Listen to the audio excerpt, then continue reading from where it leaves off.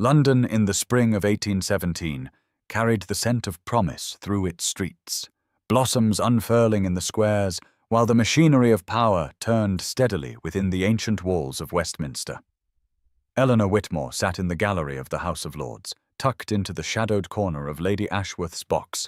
precisely where a paid companion belonged, present but invisible, necessary but unacknowledged. She had perfected this art over 6 years of service, the ability to fade into upholstery and paneling, to become merely another fixture in the background of wealth and consequence. At 28, she had long accepted what mirrors and society confirmed. She possessed neither beauty nor fortune, those twin currencies that might purchase a woman's visibility. Her figure was too thin, her features too angular, her complexion too pale from years spent indoors attending to the whims of others. The gallery hummed with the muted conversations of observers, mostly men of business and a scattering of ladies come to watch their husbands or sons perform on the political stage. Below, the chamber glowed with afternoon light filtering through high windows, illuminating the ranks of peers in their formal dress. The Marquis of Ravenscroft stood at the dispatch box, a figure of such assured command that even from her distant perch Eleanor could feel the weight of his presence.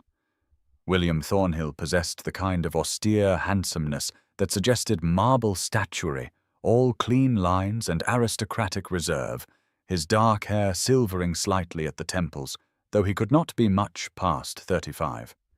His voice carried with practiced authority as he addressed the assembly on the matter of estate reform, proposing measures to improve tenant conditions and agricultural innovation.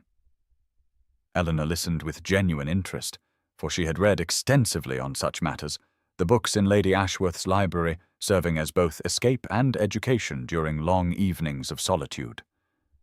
Then it happened, the moment that would alter everything. The Marquis, warming to his subject, declared with perfect sincerity that landowners must learn to understand the daily struggles of those who worked their fields, that only through such understanding could true progress be achieved.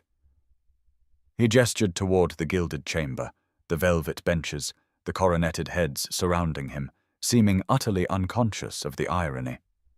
The laugh escaped Eleanor before she could prevent it, a brief musical sound of genuine amusement, unguarded and entirely inappropriate. In the acoustics of that solemn space, it carried like a bell. William Thornhill stopped mid-sentence, the thread of his rhetoric severed cleanly. His head turned toward the gallery, dark eyes searching, and Eleanor felt the precise moment his gaze found her. She sat frozen, her lips still curved in the remnant of that involuntary smile, and watched something extraordinary happen to his controlled features. Confusion flickered first, then a kind of startled recognition, as though he had discovered something unexpected and precious in a familiar room. Time suspended itself in amber. The chamber held its breath. And the Marquis of Ravenscroft, who had never in his political career lost command of his words, stood utterly silent, his prepared speech forgotten, able only to stare at the unremarkable woman in the shadows, whose laughter had somehow pierced straight through to something he had not known was waiting. The suspended moment shattered like dropped crystal, and the chamber erupted into murmurs that swelled like a wave breaking against stone. Eleanor watched in horror as the Marquis blinked, seeming to recall himself and his surroundings, his hand gripping the edge of the dispatch box as though anchoring himself to something solid. He cleared his throat, the sound carrying in the suddenly attentive silence, and attempted to locate his place in the abandoned speech. The words came now with visible effort, the smooth authority fractured into something more hesitant, more human. He concluded his remarks with none of the eloquence that had characterized the beginning,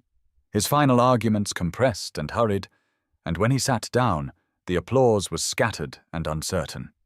Lady Ashworth's fingers closed around Eleanor's wrist like a vice, nails pressing through the thin fabric of her sleeve.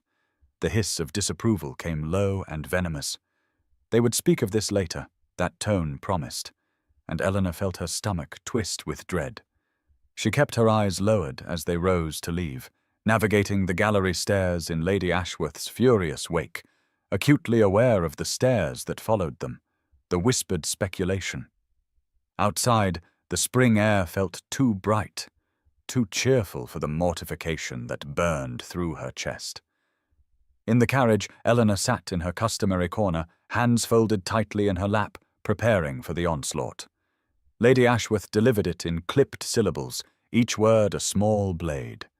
The embarrassment, the presumption, the unsuitability of drawing attention in such a manner. Eleanor apologized repeatedly, mechanically, while her mind catalogued the likely consequences. She was 28 years old, possessed neither family nor fortune, and her only currency was her discretion and usefulness. She had just spent both in a single thoughtless moment. Another position would be difficult to secure without a reference, and Lady Ashworth's references, when displeased, could be damning through faint praise alone. She thought of the small room that had been her home for 6 years, the borrowed books that had been her consolation, the carefully maintained invisibility that had been her protection. All of it threatened now by a laugh she had not been able to contain. Yet beneath the fear and shame, something else flickered, small and stubborn as a candle flame in wind. The memory of the Marquis's face in that moment when his eyes found hers,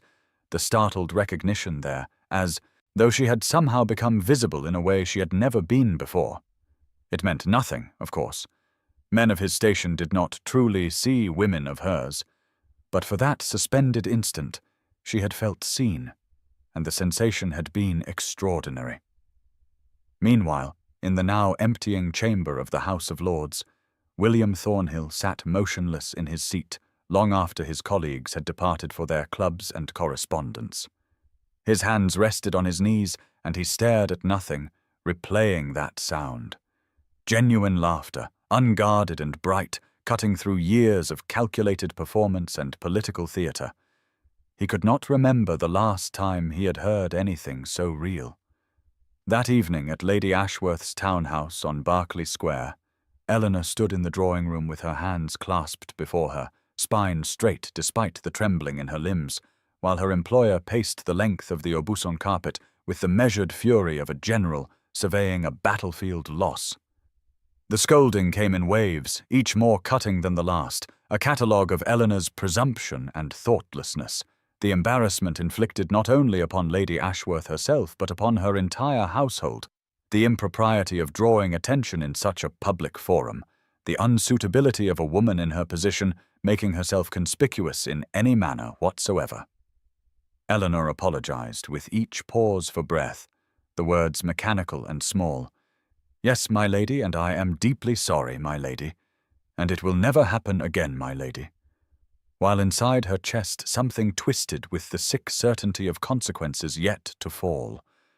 She had expected immediate dismissal, the swift severing that would leave her adrift in a city that devoured women without resources, but Lady Ashworth was possessed of a more calculating temperament. Dismissal would require explanation, would invite gossip, would connect the Ashworth name more firmly to the parliamentary incident that was doubtless already circulating through the clubs and drawing-rooms like autumn leaves on wind. Instead, Lady Ashworth pronounced her punishment with cold precision. Eleanor would catalogue the entire library, a task postponed for 3 years, involving hundreds of volumes in multiple languages, their condition assessed and recorded, their placement reorganized according to a new system Lady Ashworth had only just decided upon. It would take weeks, possibly months, and would keep Eleanor occupied and invisible, confined to the back reaches of the house, where her presence could not prove further embarrassing. Eleanor received this sentence with lowered eyes and murmured gratitude, though gratitude felt like ash on her tongue, and when finally dismissed, she climbed the servants' stairs to her small room under the eaves with legs that felt insubstantial as water. The room was neat and spare, containing a narrow bed, a washstand, a trunk for her few possessions, and a single shelf of books borrowed from the library she would now spend her days cataloguing.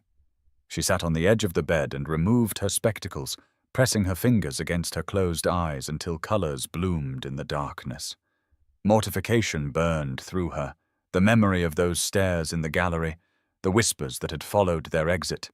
the weight of Lady Ashworth's disappointment settling around her shoulders like a yoke. Yet beneath the shame, persistent as a heartbeat, came that other feeling, the one she hardly dared examine. The memory of the Marquis's face when his gaze found hers, the suspended moment when the entire chamber had seemed to recede,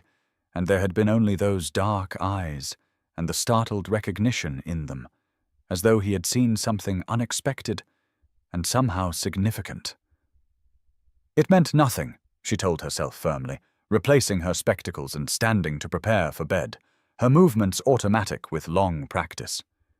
Men of his rank did not truly see women of hers. Not really. Not in any way that mattered beyond a moment's curiosity. But as she lay in the darkness, listening to the sounds of the house settling around her, she could not prevent her mind from returning to that instant of visibility, and the small, stubborn flame of something that felt dangerously like hope refused to be entirely extinguished. William Thornhill sat at the broad mahogany desk in his study at Ravenscroft House, correspondence stacked before him in neat piles organized by his secretary, according to urgency and subject, yet the words on the pages refused to resolve into meaning. He would read the same sentence 3 times and find at the end that his mind had retained nothing,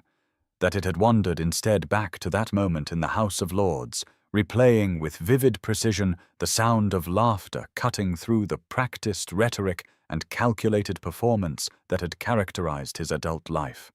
It had been unaffected, genuine, spontaneous, all the things that his world so carefully polished away, and it had arrested him as completely as a hand laid against his chest. His secretary, Patterson, a man of 40 years who had served the Thornhill family since William's father held the title, made careful note of this distraction, his glances growing more concerned as the afternoon wore toward evening, and his lordship continued to stare at documents without truly seeing them. William rose finally and moved to the window overlooking the street, watching carriages pass in the spring twilight, and allowed himself to acknowledge the truth. He could not forget her face. Not merely the laughter, though that remained vivid as a bell tone in memory, but the face itself, the features society would dismiss as unremarkable, but which had struck him with unexpected force. There had been intelligence in those eyes behind the spectacles, a spark of genuine response, and he found himself wanting, with an intensity that surprised and unsettled him, to know what thoughts had prompted that laugh. What perspectives saw irony where he had intended earnestness. He returned to his desk and did something he had never done before in matters personal. He employed his position for information. A discreet inquiry to an acquaintance who tracked the movements of the ton, a casual question about who had occupied Lady Ashworth's box that afternoon. The answer came within the hour. Eleanor Whitmore, paid companion, 28 years of age, no family of consequence, no fortune, a woman society would consider beneath notice. The description should have ended his curiosity, should have relegated the moment to an amusing aberration. Yet it did not. Instead, he found the details making her more rather than less vivid, filling in the outline of a life lived at the margins of the world he inhabited. A woman who attended Parliament, not as participant, but as accessory to her employer's social activities, who sat in galleries and witnessed the machinery of power without ever touching its levers, who read and thought and observed from a position of imposed invisibility. He wondered what she had read, what shaped her perspective, what she thought of the men who made speeches about the struggles of people they would never meet while sitting in chambers decorated with gold leaf and ancestral privilege. The hypocrisy she had laughed at was one he had never quite articulated to himself, cushioned as he was by birthright and expectation, and her response had opened a door in his thinking he had not known was closed. He made his decision with the same directness he applied to matters of estate and policy. He would call on Lady Ashworth, would use the convenient excuse of discussing her charitable patronage, a cause she supported with more enthusiasm than discernment, and he would contrive some reason to encounter Miss Whitmore again. It was irregular, perhaps, but he found he did not care. That laugh had woken something in him, and he needed to understand what and why. 3 days later, when the afternoon light slanted through the tall windows of the Ashworth townhouse and illuminated the dust motes dancing above the library shelves where Eleanor stood balanced on the 4th rung of the rolling ladder, she heard the commotion of arrival echo through the marble entrance hall below and felt her heart contract with an instinct she could not name. The measured tones of Billings the butler, the sudden quickening of servant footsteps, the particular quality of activity that attended a caller of consequence, all filtered up through the floors of the house to reach her in her exile among the books. She froze with a volume of agricultural theory in her hands, listening, and when she heard Lady Ashworth's voice rising in pleased surprise, followed by the deeper register of a male voice she recognized with a clarity that sent heat flooding through her, she considered for one wild moment climbing down and fleeing to her room under the eaves. Instead, she remained motionless, pressed against the shelves, as though she might render herself invisible through stillness alone. While in the drawing-room 2 floors below, William Thornhill accepted tea and exchanged pleasantries with a woman who had no notion he had come seeking not her patronage, but a glimpse of her overlooked companion. He maneuvered the conversation with the skill of long practice in parliamentary strategy, speaking of charitable initiatives and estate improvements, mentioning in passing the recent session at the House of Lords, watching Lady Ashworth's expression shift from pleasure to wariness at the reference. She apologized with the excessive concern of one who fears social consequences, assuring him that her companion had been thoroughly reprimanded for the unseemly disruption, that Miss Whitmore understood the gravity of her lapse in decorum. William received this with a slight smile that transformed his austere features into something warmer, more approachable, and told Lady Ashworth with perfect sincerity that he had found the moment more refreshing than offensive. That genuine response was so rare in the calculated atmosphere of political theatre. Lady Ashworth, uncertain how to interpret this, laughed nervously and steered conversation toward safer ground, but William had already prepared his opening. He mentioned casually that he had heard she possessed a particularly comprehensive collection on modern agricultural methods, specifically a volume by Arthur Young that he had been seeking, and might he impose upon her hospitality to examine her library. The request was irregular, but not impossibly so, and Lady Ashworth, relieved that he harbored no anger, and flattered by his interest in her late husband's collection, rose immediately to escort him personally to the library.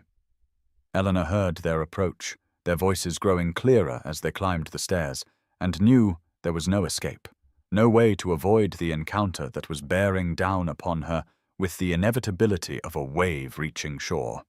She straightened her spine and kept her eyes fixed on the book in her hands, though the words had ceased to hold any meaning, and waited with her heart beating so loudly she was certain it must be audible in the sudden quiet that fell when Lady Ashworth opened the library door and discovered her companion precisely where she should be, fulfilling her punishment, surrounded by the leather spines and paper testimonies of other people's thoughts. Lady Ashworth swept into the library with the confidence of ownership, her silk skirts rustling against the doorframe, speaking over her shoulder to her distinguished guest about the comprehensiveness of the collection her late husband had assembled. But her words died mid-sentence when she perceived the figure on the ladder, and her expression shifted from gracious hostess to displeased employer in the space of a breath. Eleanor turned at the sound of voices, the volume of agricultural theory still clutched in her hands, and for a moment existed in a space between hope that she might somehow remain unnoticed and the certain knowledge that discovery was complete. Her spectacles had indeed slipped down her nose during her reaching, and she felt rather than saw the smudge of dust on her cheek, the disarray of her hair where it had escaped its pins, the overall impression of a woman caught in the undignified act of labor rather than the decorative stillness society preferred in females. William Thornhill stood framed in the doorway behind Lady Ashworth, taller than Eleanor remembered, his dark coat perfectly tailored across shoulders that suggested a man who did more than sit in parliamentary chambers. And when his eyes found hers across the book-lined space, she felt the same jolt that had arrested her in the gallery 3 days prior,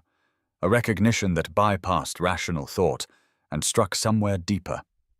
Lady Ashworth recovered her composure with visible effort and made introductions with the curtness of one forced to acknowledge what she would prefer to ignore, her tone conveying that Miss Whitmore was engaged in assigned duties and should not be considered part of the social interaction. Eleanor descended the ladder with as much grace as circumstances allowed, her movements awkward under the weight of observation, and executed a curtsy that felt inadequate to the moment, her eyes fixed on the carpet at the Marquis's feet, because meeting his gaze seemed both impossible and dangerous. She murmured the appropriate acknowledgement of the introduction, her voice sounding strange in her own ears, tight with the tension of mortification and something else she could not name. William moved further into the room with the ease of a man accustomed to command, his presence seeming to alter the very air, and when he spoke, his voice carried the gentleness Eleanor had not expected, the tone one might use with a startled creature one wished not to frighten further. He addressed her directly, bypassing the social convention that would have kept conversation channeled through Lady Ashworth, asking with what appeared to be genuine curiosity whether she had indeed found his speech at the House of Lords truly amusing. The question hung in the air between them, fraught with implications Eleanor could not fully pass, while Lady Ashworth's sharp intake of breath signalled her shock at this direct engagement. Eleanor's fingers tightened on the book she still held, her knuckles whitening against the leather binding, and she understood that this moment required a response, that silence would be its own answer. But her mind raced through possible replies and found each one insufficient to the complexity of what was being asked, what was truly being asked beneath the surface of polite inquiry.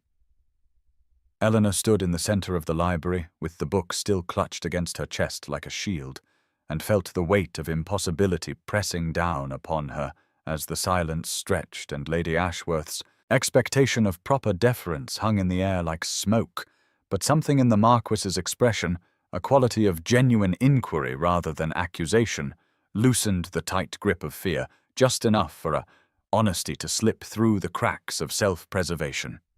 Her voice emerged trembling but clear, the words shaped by years of observing from the margins and understanding truths that those at the centre could not see, and she told him that yes, she had found a particular moment amusing, that his comment about landowners needing to understand the daily struggles of their tenants had struck her as deeply ironic when delivered in a chamber dripping with gilt and marble, where men who had never missed a meal debated the hunger of others, where velvet cushions supported lords discussing the hardships of wooden benches. She spoke quickly, the explanation tumbling out before courage could fail, and added that she meant no personal offence, that she was certain he was sincere in his reform efforts. But the contrast between setting and subject had simply overwhelmed her sense of propriety in that unguarded instant.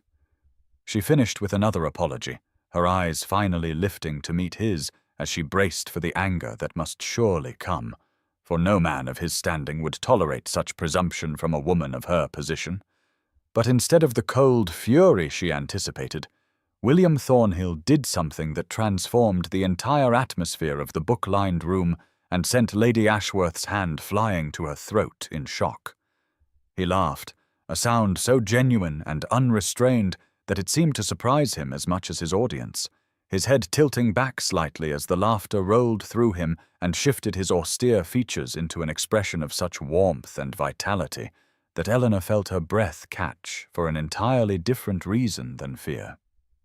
When he recovered and looked at her again, his eyes were bright with something that might have been delight,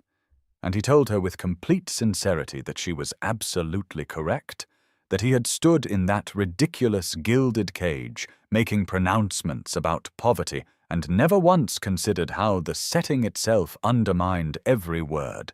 that her moment of honest response had done him the considerable service of revealing what weeks of rehearsal and careful political calculation had obscured.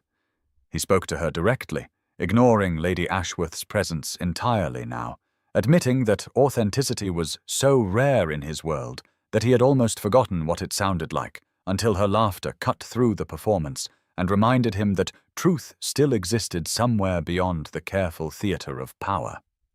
Lady Ashworth watched this exchange with an expression cycling rapidly through confusion, alarm, and a growing calculation that suggested she was reassessing every assumption about what was transpiring in her library,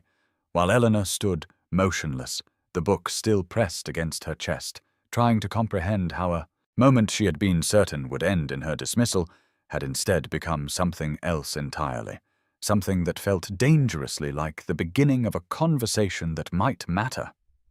William moved further into the library with the ease of a man accustomed to finding welcome wherever he went, his interest clearly engaged rather than merely polite. And he asked Eleanor if she had formed opinions on the reform proposals currently under debate in Parliament, the question directed to her rather than through Lady Ashworth as propriety would dictate. Eleanor hesitated, glancing toward her employer, whose expression had frozen into something between alarm and calculation. But William waited with an attentiveness that suggested he genuinely wished to hear her response, and she found herself speaking with more confidence than circumstances should have allowed, referencing Adam Smith's observations on the moral sentiments that ought to govern economic relations, then moving to more recent work by Robert Owen on cooperative communities and the responsibility of those with capital toward those who labored to create wealth. Her words came faster as she warmed to the subject, years of solitary reading suddenly finding outlet in actual conversation, and she cited specific passages and arguments with the precision of someone who had engaged these texts deeply and repeatedly, who had used them to construct understanding of a world that had given her much time to observe and little power to influence. William listened with an intensity that seemed to alter the very quality of attention in the room, asking follow-up questions that demonstrated he was not merely indulging her, but actively thinking alongside her. And when she mentioned a particular treatise on land reform published just the previous year, he expressed surprise and pleasure that she had encountered it, admitting he had found it challenging and provocative, and would value discussing its arguments with someone who had clearly considered them carefully. Lady Ashworth, who had been standing rigid near the doorway, finally interjected with forced brightness to observe that Miss Whitmore had always been a great reader, that the library kept her occupied during the many hours when she was not needed for companionship, the words managing to simultaneously acknowledge Eleanor's intelligence and remind everyone present of her subordinate position.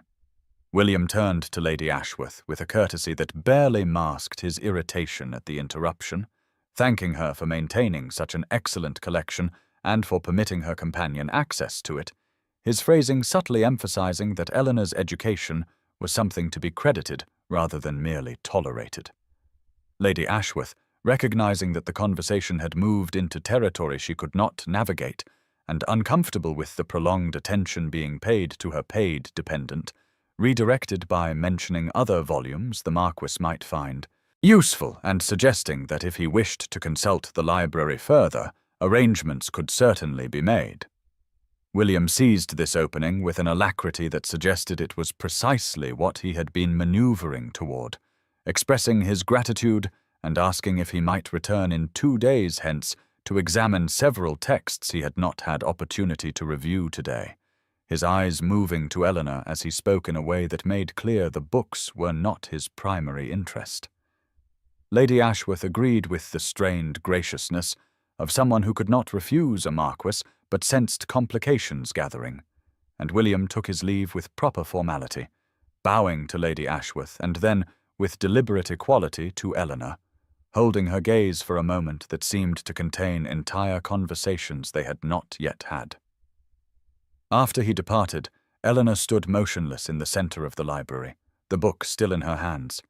feeling his presence lingering in the air, like the warmth that remains in a room after the fire has been banked, and she understood with absolute certainty that something had shifted, that the foundations of her small, carefully managed life had developed cracks through which dangerous possibilities were beginning to seep. William returned to the Ashworth residence 2 days later as promised, arriving in the early afternoon when light streamed through the library windows and turned dust motes into suspended constellations, and Eleanor, who had told herself she would not watch for him, found her attention drawn repeatedly to the sound of carriage wheels on the street, until she finally heard his voice in the entrance hall and felt her pulse quicken in a way that frightened her with its intensity. Lady Ashworth received him with carefully calculated warmth, having decided that his peculiar interest in her companion was eccentric but harmless and might even reflect well on her household's intellectual atmosphere, and she escorted him to the library where Eleanor waited, having arranged herself at the desk with books spread before her in a tableau of industry that she hoped disguised how entirely her thoughts had been occupied with the possibility of this moment. The conversation that afternoon lasted nearly 2 hours, ranging across topics from agricultural innovation to the poetry of Wordsworth, and Eleanor discovered that William possessed not just education, but genuine curiosity, a willingness to question received wisdom that was rare among men of his position, and he in turn found himself drawn deeper into the particular quality of her intelligence, the way she connected ideas across disciplines and saw patterns that others missed. He returned again 3 days after that, and then 4 days later, each visit growing longer as the pretense of consulting specific volumes gave way to something more honest, the simple desire to continue conversations that had become the most engaging part of his week. Eleanor tried to maintain emotional distance, reminding herself each evening that this was temporary, that men like the Marquis did not form lasting attachments to women like her, that she was a curiosity, who would inevitably cease to interest him once the novelty faded. But despite these stern internal lectures, she felt her carefully constructed walls beginning to crumble under the steady pressure of his attention and the dangerous warmth of feeling valued for the contents of her mind rather than dismissed for the plainness of her face. During their 4th meeting, he made her laugh with a wry observation about parliamentary procedure, and the sound seemed to delight him in a way that made her suddenly conscious of how rarely anyone had cared whether she found something amusing, and when she caught him watching her with an expression she could not quite interpret, something between wonder and determination, she felt her heart perform a small rebellion against all her sensible resolutions. He began to share aspects of his own experience, the loneliness of a position that required constant performance, the exhaustion of never quite being able to speak freely for fear every word would be weighed for political advantage, and she recognized in his confession a kind of isolation that mirrored her own despite the vast difference in their circumstances. By the end of that week, Eleanor understood that she was in grave danger of losing her heart entirely, and the knowledge filled her with equal measures of terror and something that felt alarmingly like joy, while William found himself anticipating each visit with an intensity that disrupted his concentration on other matters and left his secretary exchanging meaningful glances with the household staff about the Marquis's unprecedented pattern of afternoon absences. The gossip began as such things always do in London society, quietly at first in drawing rooms and at afternoon teas, then gathering momentum like a stone rolling downhill until it seemed everyone was discussing the peculiar frequency with which the Marquis of Ravenscroft had been observed entering the Ashworth residence. Eleanor first became aware of the speculation when she overheard 2 housemaids whispering in the corridor outside the library, their voices carrying the particular quality of excitement that accompanies romantic intrigue, and she heard one say to the other that it was obvious the Marquis was courting Miss Arabella Ashworth, Lady Ashworth's niece, who had arrived from the country 3 weeks prior, and whose beauty had already attracted considerable attention among eligible gentlemen. The maid's companion agreed enthusiastically, noting that the Marquis had impeccable taste, and that Miss Arabella, with her golden hair and perfect complexion, would make a stunning marchioness, and Eleanor felt something cold settle in her chest as she stood frozen on the other side of the door, her hand still raised to turn the handle. She had known, of course she had, known that William's visits could not possibly be for her, that she had been foolish to let herself imagine otherwise even for a moment, and the servant's conversation merely confirmed what logic had been telling her all along, even as her treacherous heart had begun to hope for impossible things. She retreated to her small room without entering the library, sat on the edge of her narrow bed, and forced herself to examine the situation with ruthless clarity. William was a marquis of ancient lineage and enormous wealth, a man who moved in the highest circles of power and influence, while she was a paid companion of 28 with no fortune, no family, and a face that prompted pity rather than admiration. That he had found her conversation interesting was pleasant but ultimately meaningless. Men of his rank often enjoyed intellectual discourse without it signifying romantic interest, and she had been absurd to read more into his attention than simple appreciation for a reasonably informed discussion partner. Miss Arabella Ashworth, meanwhile, possessed everything Eleanor lacked: youth, beauty, family connections, and the kind of polish that came from a lifetime of privilege and careful grooming for precisely such a match. Eleanor resolved with grim determination to protect what remained of her dignity by maintaining appropriate distance, by remembering her place and not presuming beyond it. And when William arrived 2 days later for what had become his customary afternoon visit,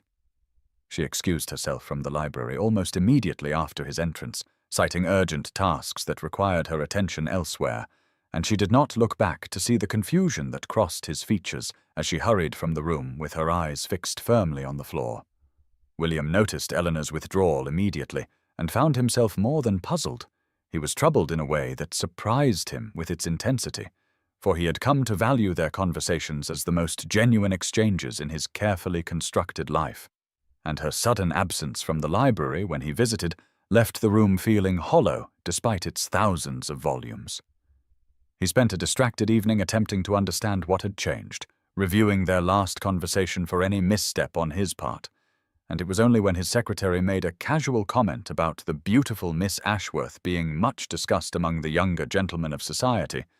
that William experienced a sudden and uncomfortable recognition of his own carelessness, realizing with chagrin that he had been so focused on his own growing attachment to Eleanor that he had failed to consider how his frequent visits to the household might appear to her, what conclusions she might draw given the presence of Lady Ashworth's niece, and the inevitable gossip such visits would generate among servants and society alike. The thought that Eleanor might believe his attention had been mere politeness, or worse, that she might think herself merely incidental to visits intended for another, created a sharp discomfort in his chest that felt remarkably like panic, and he understood with sudden clarity that he needed to make his intentions unmistakable, not just to Eleanor, but to everyone in a position to influence her understanding of the situation. The following morning he called at the Ashworth residence at an unusually early hour and requested a private audience with Lady Ashworth, who received him with barely concealed delight, clearly anticipating a declaration regarding her niece, and he began by mentioning an upcoming lecture at the Royal Society on Agricultural Innovations that he thought might interest her household. Lady Ashworth looked momentarily confused by this opening until William continued smoothly, noting that Miss Whitmore in particular would likely find the subject fascinating given her evident interest in political economy and reform, and perhaps Lady Ashworth might permit her companion to attend as part of her party, an unprecedented request that would normally be dismissed, but which Lady Ashworth, operating under the mistaken assumption that William wished to create an opportunity to court Arabella in a more intellectual setting that would nevertheless include appropriate chaperonage, agreed to with an eagerness that would have been amusing had William not been so focused on ensuring Eleanor's attendance.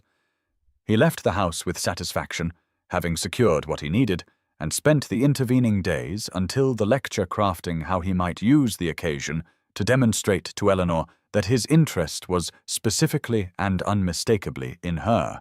that whatever gossip she might have heard was founded on society's inability to imagine a man of his position genuinely valuing a woman for qualities other than beauty and fortune,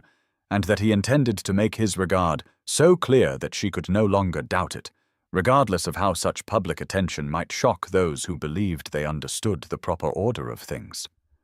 The lecture hall at the Royal Society was crowded with gentlemen of scholarly inclination, and a smaller number of ladies whose intellectual interests were tolerated, provided they attended with appropriate chaperones and maintained proper decorum, and Eleanor found herself seated at the end of the third row, separated from Lady Ashworth's main party by several seats, as befitted her position as companion rather than family,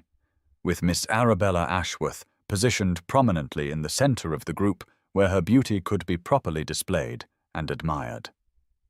Eleanor had dressed with particular care that morning, knowing she would be in public, though no amount of care could transform her plain features or unremarkable figure into anything society would deem noteworthy,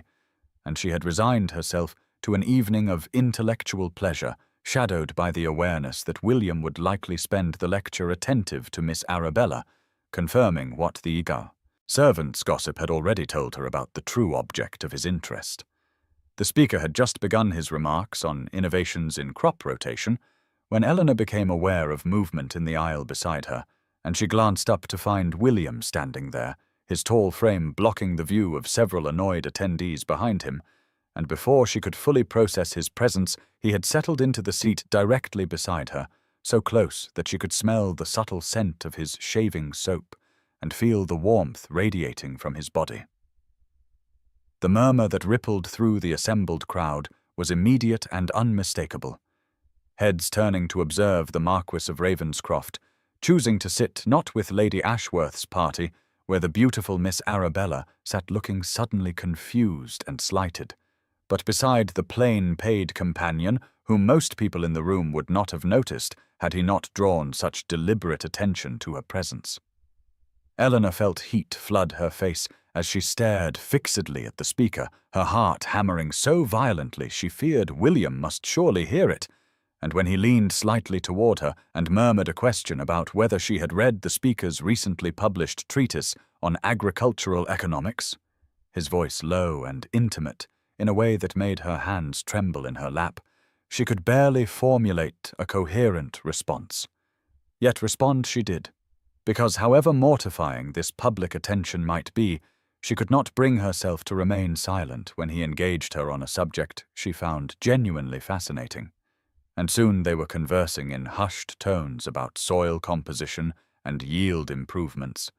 while the lecture continued and the rest of the audience watched them with expressions ranging from shock to disapproval to avid curiosity. William seemed utterly oblivious to the stares, or perhaps more accurately, utterly indifferent to them. Asking Eleanor her opinion on various points the speaker raised, occasionally making a quiet observation that made her lips curve in involuntary amusement, and she found herself responding with the kind of unguarded insight she normally kept carefully hidden, offering perspectives drawn from her reading, and her own observations about the practical realities of agricultural life that most gentlemen never troubled to consider. She was aware of Lady Ashworth's rigid posture several seats away, of Miss Arabella's bewildered glances in their direction, of the whispers spreading through the rows behind them like fire through dry grass, and she knew with sick certainty that this public display of his attention would have consequences she could not begin to predict, that she was being observed and judged and found wanting by every person in this room who believed they understood how society should properly function, yet in this moment, with William's complete focus on her words and her thoughts and her presence beside him, she could not quite bring herself to wish she were anywhere else. The lecture concluded to polite applause, and as the attendees began to gather their belongings and form small conversational clusters, William rose from his seat and offered Eleanor a small bow before making his way through the dispersing crowd toward where Lady Ashworth stood with her niece, her expression a carefully maintained mask of composure that nonetheless betrayed an underlying tension visible in the rigid set of her shoulders and the tight line of her mouth. Eleanor remained seated, her hands clasped so tightly in her lap that her knuckles showed white against the fabric of her gloves, watching as William approached her employer with the purposeful stride of a man who had made a decision and intended to see it through, regardless of obstacles or objections. Lady Ashworth excused herself from the group surrounding Miss Arabella and moved to meet William at a slight distance, and though Eleanor could not hear their words, she could observe the progression of Lady Ashworth's reactions with a sick clarity that made her stomach twist with apprehension. The initial expression of pleased expectation, clearly anticipating some declaration regarding her beautiful niece. The sudden stillness as William spoke words that evidently surprised her. The visible shock that broke through her practiced social control, and finally a kind of stunned disbelief that would have been almost comical had Eleanor not been so thoroughly terrified about what was being discussed and what consequences would inevitably fall upon her own head. She told herself that she should look away, that observing this conversation served no purpose but to increase her anxiety. Yet she found herself unable to turn her gaze from William's face, noting the firm set of his jaw and the unwavering directness of his posture, the bearing of a man accustomed to command and wholly unaccustomed to having his stated intentions questioned or dismissed. Lady Ashworth was speaking now, gesturing in a manner that suggested both protest and explanation, her expression cycling through disbelief toward something approaching outrage, and Eleanor felt a wave of mortification wash over her as she realized with awful certainty that William must be speaking of her, that whatever was transpiring in that conversation concerned her directly, and that Lady Ashworth's reaction suggested the topic was both unexpected and thoroughly unwelcome. Other attendees were beginning to notice the intense discussion, glances darting toward the Marquis and Lady Ashworth with the avid curiosity of those who sensed drama unfolding and wished to witness every detail that might later be relayed as gossip. William said something else, his tone evidently sharp enough to carry even if the words did not, because Lady Ashworth actually took a small step backward, her face flushing with what might have been anger or perhaps something closer to intimidation, and Eleanor recognized in that moment the full force of William's position and authority being brought to bear, the weight of rank and consequence deployed not in casual conversation but in absolute determination. The exchange continued for several more minutes that felt to Eleanor like hours, each second stretching into an eternity of dread and confused hope, until finally William executed a formal bow and turned away, his eyes immediately seeking and finding Eleanor across the thinning crowd, and the expression on his face as their gazes met was one of such quiet satisfaction and unmistakable intent that her breath caught in her throat, even as Lady Ashworth stood frozen in place, staring after him with an expression that mingled shock with calculation, with something that might almost have been fear. Eleanor had been sitting in her small room adjacent to the servants' quarters when the summons came, delivered by a housemaid whose expression mingled curiosity with something approaching pity, and she had descended the stairs with a growing sense of dread that settled like cold stone in her stomach, knowing that whatever conversation awaited her in Lady Ashworth's private sitting-room would determine the immediate course of her future, and quite possibly leave her without employment or reference. Lady Ashworth was standing by the window when Eleanor entered, her posture rigid with an emotion Eleanor could not immediately identify. And when she turned to face her companion, her expression was a remarkable mixture of disbelief, calculation, and barely suppressed outrage that made Eleanor's hands begin to tremble where she clasped them before her. Lady Ashworth waved away Eleanor's curtsy with an impatient gesture and began speaking without preamble, her voice tight with an incredulity she made no effort to conceal, relating the conversation that had just transpired with the Marquis of Ravenscroft in terms that suggested she still could not quite believe the words she was reporting. The Marquis had requested formal permission to call upon Eleanor specifically, Lady Ashworth informed her, had declared his intention to court her with a view toward matrimony, had made this extraordinary statement with complete seriousness and apparent determination despite Lady Ashworth's entirely reasonable attempts to redirect his attention toward more suitable prospects. Eleanor felt the room tilt slightly around her, her breath catching in her throat as her mind struggled to process information that seemed to belong to some fantastical story rather than her own plain existence, and she reached out blindly to steady herself against the back of a nearby chair. Lady Ashworth was still speaking, her words coming faster now, cataloguing with brutal honesty all the reasons why such an attachment was improbable, inadvisable, and almost certainly temporary. Eleanor's lack of fortune, her complete absence of connections, her age, which at 28 was well past the first bloom of youth, her appearance, which no one could describe as anything approaching beauty, her position as a paid dependent, which made any pretension to equality with a marquis absurd on its face. "You must not allow yourself to harbour false hopes," Lady Ashworth declared, her tone hovering between warning and command, "because this is clearly some peculiar whim that will pass once the novelty wears thin, once he spends sufficient time in your company to realize the vast gulf between your circumstances and his expectations." Eleanor found her voice finally, though it emerged smaller than she intended,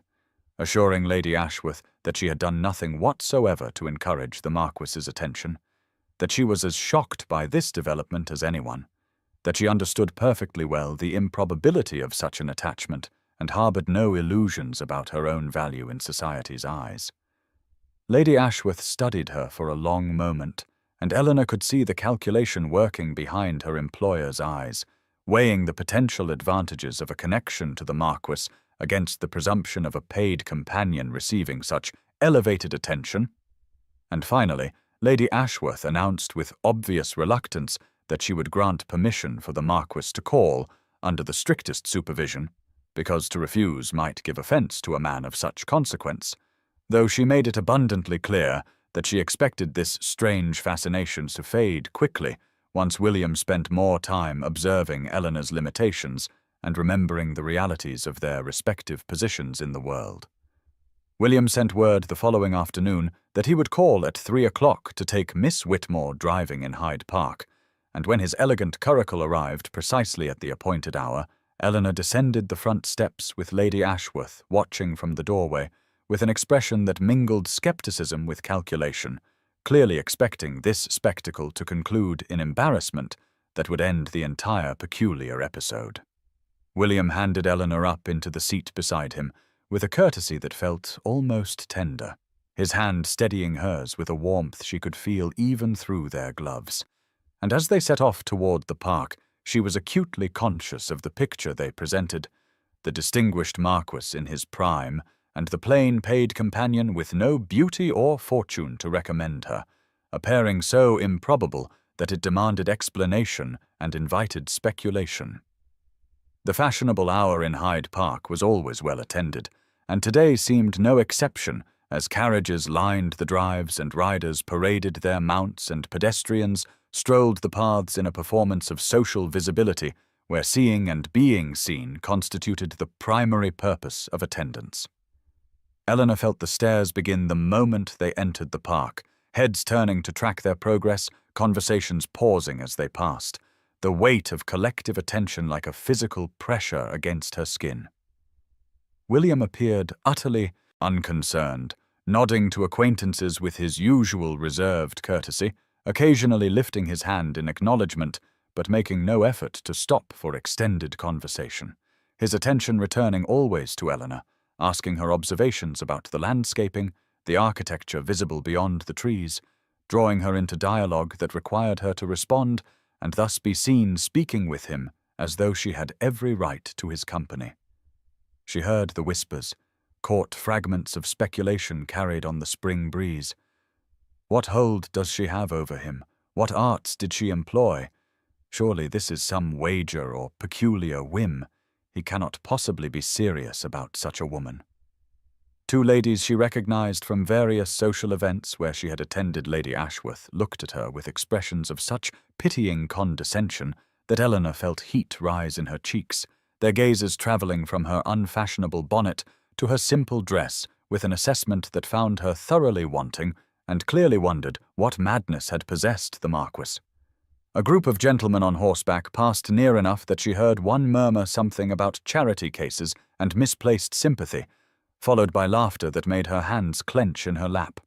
William must have sensed her distress, because he drew the curricle to a halt in a relatively quiet section of the drive, turning to face her with an expression of such serious concern that her breath caught. He asked quietly whether she wished him to cease this courtship, whether the attention and speculation were too painful to endure, his voice making clear that he would respect whatever answer she gave, though she could see the hope and determination in his eyes that suggested what answer he desired. Eleanor found herself confronting a choice that felt impossibly difficult: the safety of retreat into familiar invisibility versus the terrifying possibility of allowing herself to hope for something she had never imagined within her reach. She admitted in a voice barely above a whisper that she was afraid of becoming a spectacle, afraid of the cruelty that seemed to follow their every public appearance, but also afraid of losing his company, which had become precious to her in ways she hardly knew how to articulate. William reached across and took her hand where it rested in her lap, a gesture so deliberate and public that several passing carriages slowed to observe, and he promised with quiet intensity that he would prove his sincerity beyond any doubt society might cast,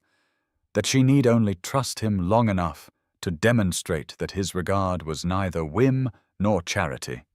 but genuine recognition of her extraordinary worth. William sent word to his sister within days, requesting that she return to London from her country house on a matter of some urgency, and when Lady Margaret Fleming arrived at his residence on a bright morning 3 days later, her expression mingled curiosity with sisterly concern, clearly wondering what circumstance required such immediate attention.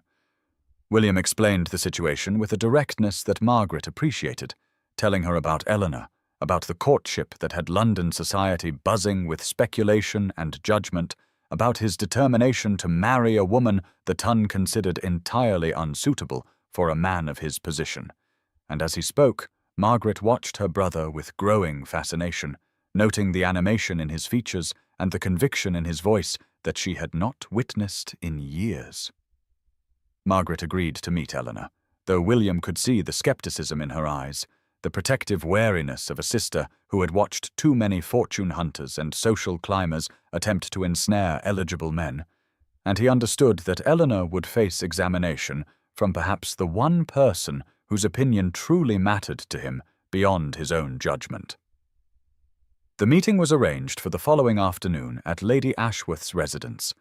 a tea that Lady Ashworth herself orchestrated with elaborate attention to propriety, clearly hoping that the formidable Lady Margaret would put an end to this inexplicable attachment and restore sense to the situation.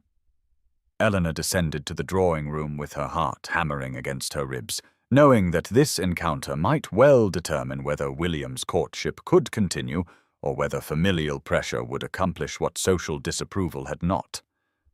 Margaret was seated when Eleanor entered, a handsome woman in her middle 30s with her brother's intelligent eyes and an air of self-possession that came from both rank and the independence widowhood had granted her.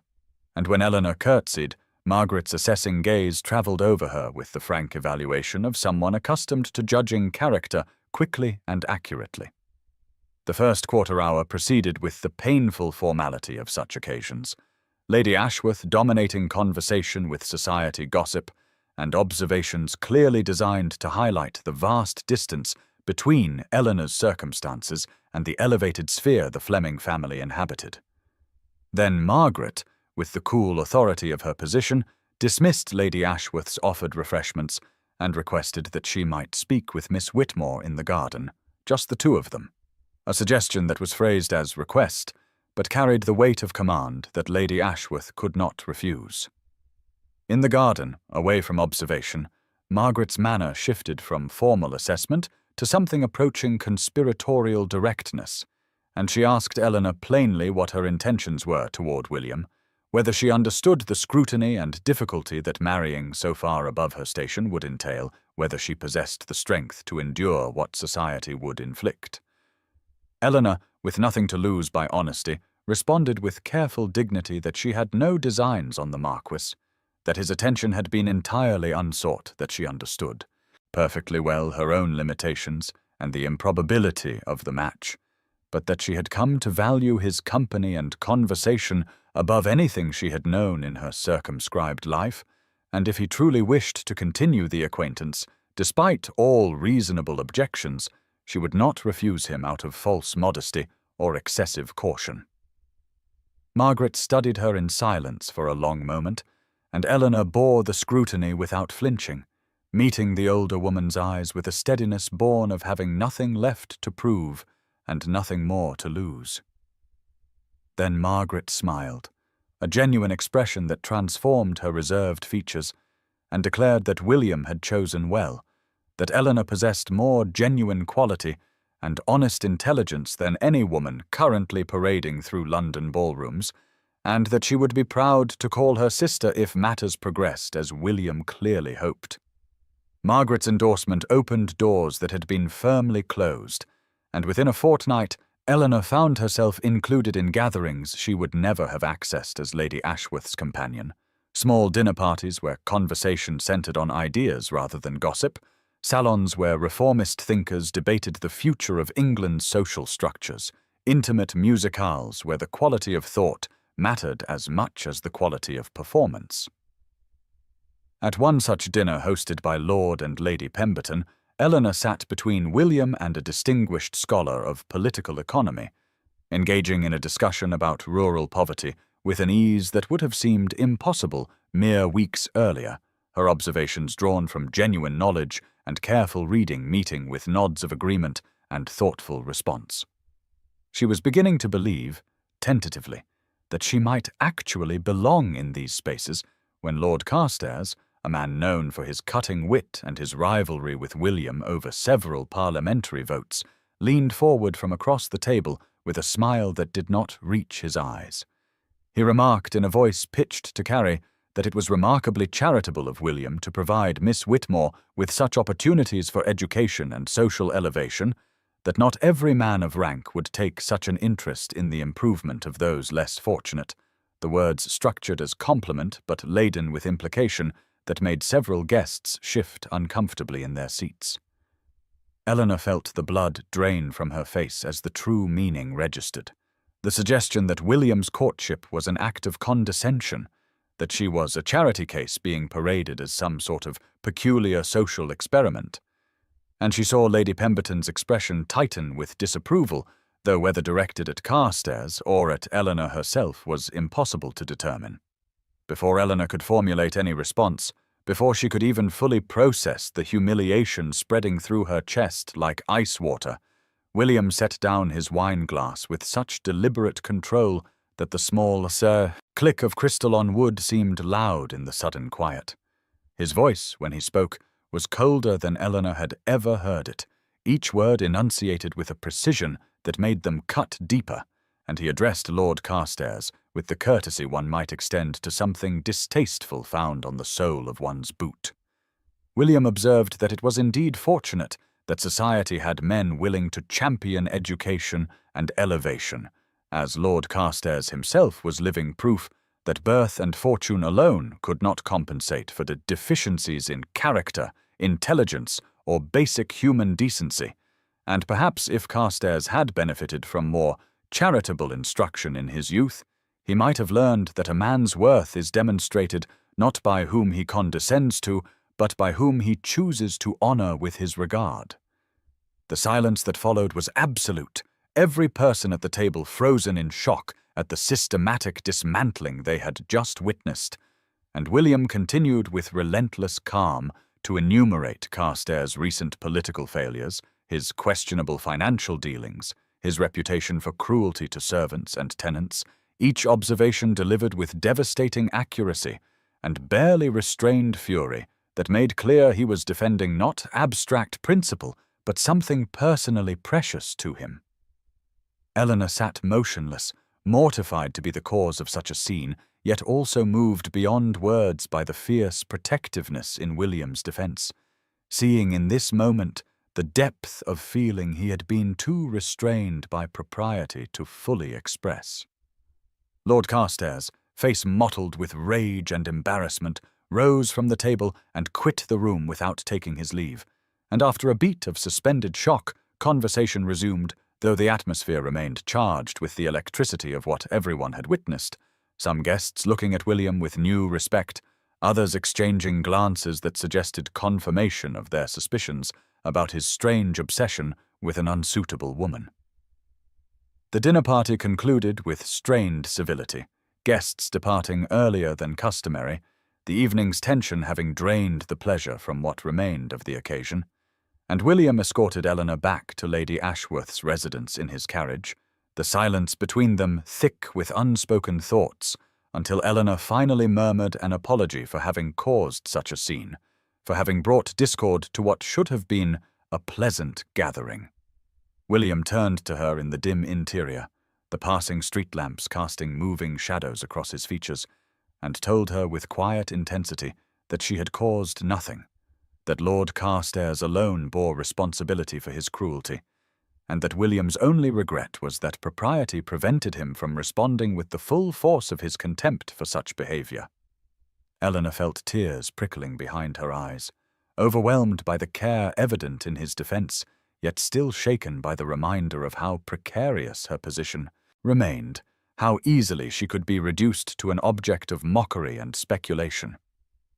When they arrived at the Ashworth residence, William handed her down from the carriage, but did not immediately release her hand, and in a voice low enough that the coachman could not hear, he asked if she might grant him a few moments in the garden before she retired, if Lady Ashworth's proprieties would permit such a brief conversation. Eleanor nodded, her heart accelerating, and sent word inside that she would take a turn in the garden before coming in, knowing the servant would relay this to Lady Ashworth, and that technically William's presence was chaperoned by the proximity of the house and the servants within. They walked in silence along the gravel paths, the spring evening cool and fragrant with early roses, until they reached a bench partially hidden by a trellis of climbing jasmine, and there William stopped, turning to face her with an expression that held none of his usual careful control, his feeling written plainly across features that society knew as austere and unreadable. He began to speak, words coming with the hesitancy of a man unaccustomed to exposing his interior landscape, telling her that in the gallery of the House of Lords, when her laughter had cut through his practiced rhetoric, something had shifted in him, some long dormant recognition that his entire life had become a performance, every word calculated, every gesture measured against what was expected and appropriate for a man of his station. He confessed that he had not realized how starved he had been for something genuine, something unguarded and true, until that moment when her spontaneous amusement had reminded him that authenticity still existed somewhere in his carefully constructed world. Eleanor listened, scarcely breathing, as he continued, telling her that in their subsequent conversations he had discovered not merely intelligence or wit, though she possessed both in abundance, but a way of seeing the world that had reawakened his own capacity to perceive clearly, to question the assumptions that governed their society, to remember why he had entered political life in the first place with ideals about reform and justice. She tried to speak, to deflect this intensity of regard, murmuring something about being merely a woman with access to books and too much time for reading, but William reached out and took her hand, the touch sending electricity through her entire body, the impropriety of it shocking and thrilling in equal measure. He told her that she was not merely a woman with books, but someone who had taught him to see past the comfortable lies that men of his station told themselves, that in her company he had remembered what it meant to think rather than simply to calculate political advantage, and that her presence had become so essential to his daily existence that the thought of returning to the carefully managed emptiness of his previous life was unendurable. Eleanor felt tears spilling over despite her efforts at composure, and she whispered that she feared constantly that this connection between them was something fragile that would shatter under the weight of societal disapproval, that she would wake one morning to find him looking at her with regret, seeing finally what everyone else saw when they looked at her. A plain woman past her youth with nothing to recommend her but a modest education gained through the charity of an employer.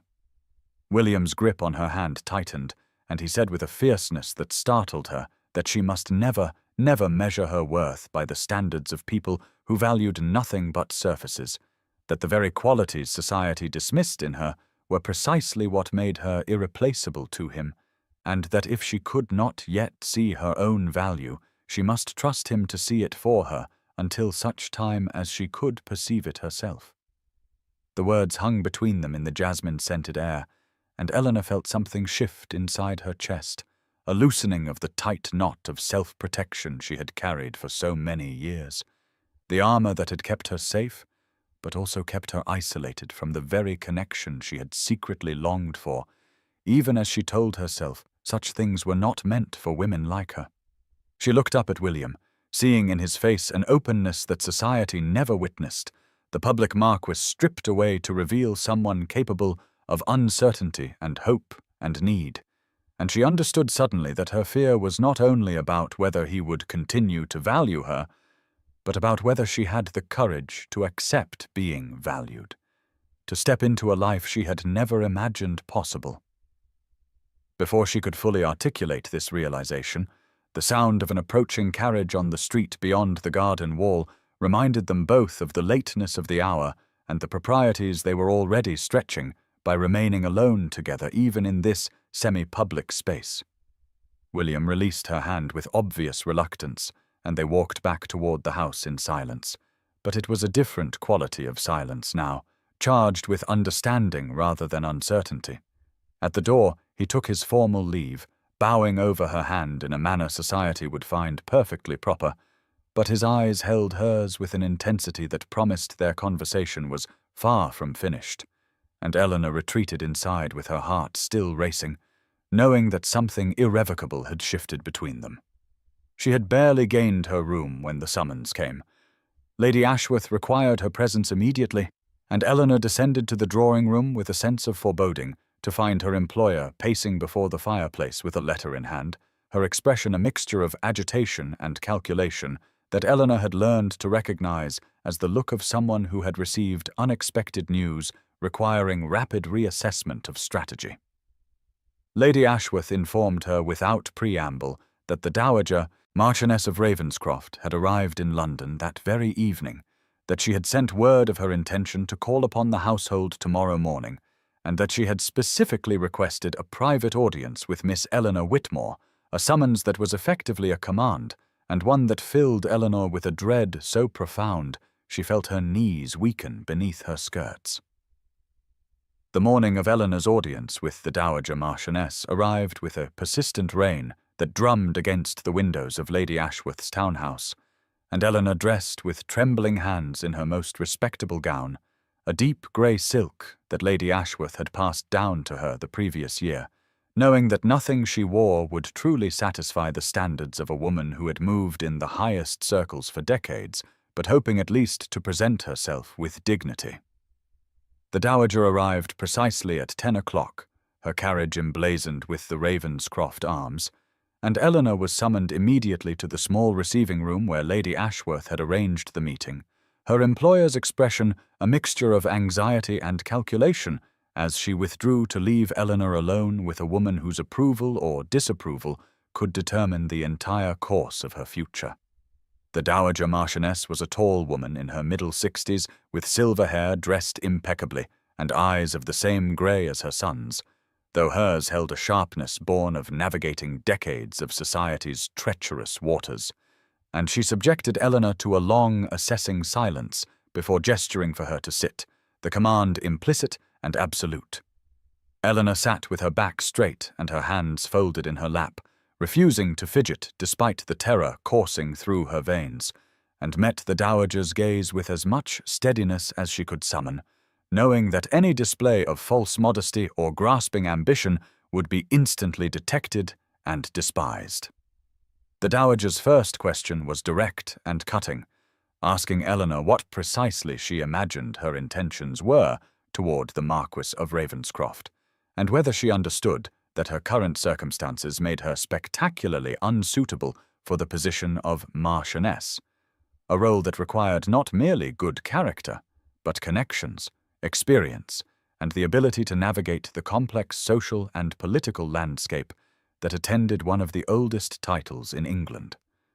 Eleanor felt the words like blows, but forced herself to respond with honesty. saying that she had done nothing to seek the Marquis's attention, that she understood completely her unsuitability by every conventional measure,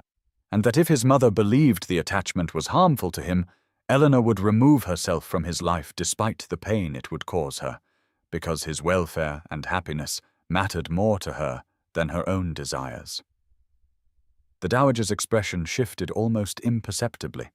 a flicker of something that might have been surprise or approval, and she asked Eleanor to explain what she believed she could offer a man of William's position, rank, and responsibilities. Eleanor paused, gathering her thoughts, then spoke quietly about conversations they had shared, about questions of reform and justice, about the way isolated privilege could blind even well-intentioned men to realities beyond their experience, and about her belief that she could offer him honesty, intellectual partnership, and a perspective shaped by living on the margins of the world he inhabited but had never truly seen from outside. She did not claim to be wise or experienced in society's ways, acknowledged frankly that she would make errors and face ridicule, but insisted that she would learn, work tirelessly, and bring to the role a genuine commitment to using whatever influence it granted her to improve the lives of those with far less power and security than she would possess as his wife. The dowager regarded Eleanor in silence for a long moment after this speech, her expression unreadable, and Eleanor felt her heart hammering against her ribs as she waited for judgment, knowing that this woman held the power to destroy whatever fragile hope had begun to grow between her and William, but refusing to retreat from the honesty that was perhaps the only thing of value she possessed to offer. Finally, the dowager spoke, her voice softer than before, saying that Eleanor's answer revealed more sense and genuine feeling than she had anticipated finding in a woman who might have been expected to dissemble or flatter, and that while she could not pretend to be entirely reconciled to her son's choice, she would not oppose it if Eleanor could demonstrate the strength of character to weather the storms that would inevitably come. She added, with a hint of something that might have been sympathy, that being a marchioness was not merely a matter of wearing fine gowns and presiding over elegant dinners, that it required resilience, political acumen, the ability to smile while being eviscerated by other women's malice, and the wisdom to know when to bend and when to stand immovable.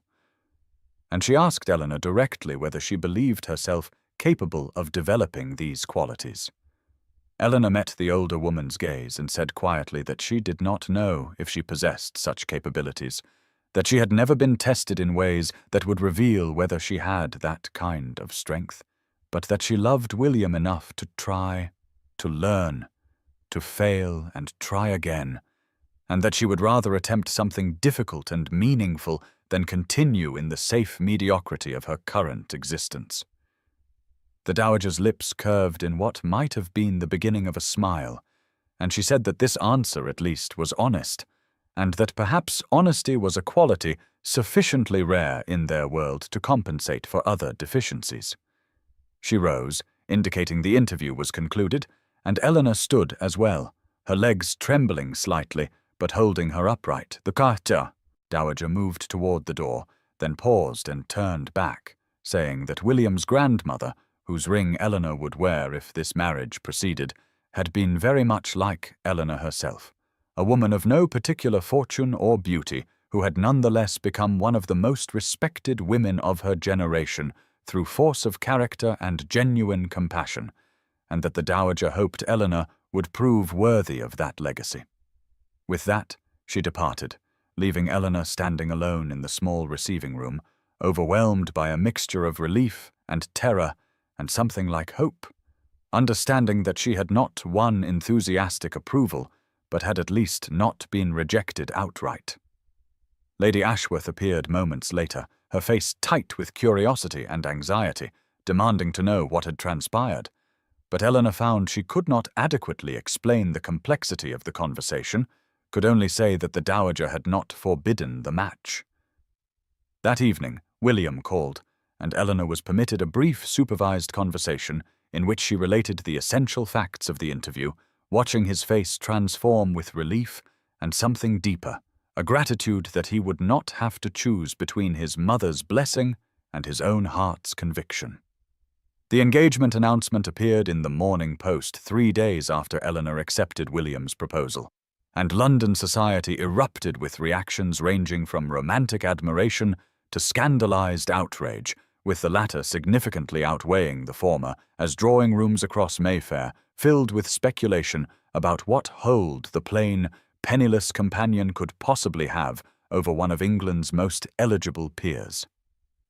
Eleanor received the news of the announcement while sitting in Lady Ashworth's breakfast room, and though William had warned her to expect strong reactions, the reality of seeing their names linked in print made her hands tremble as she set down her teacup, understanding that she had now become a public figure subject to scrutiny and judgment from thousands who had never met her and would assess her solely through the lens of their prejudices.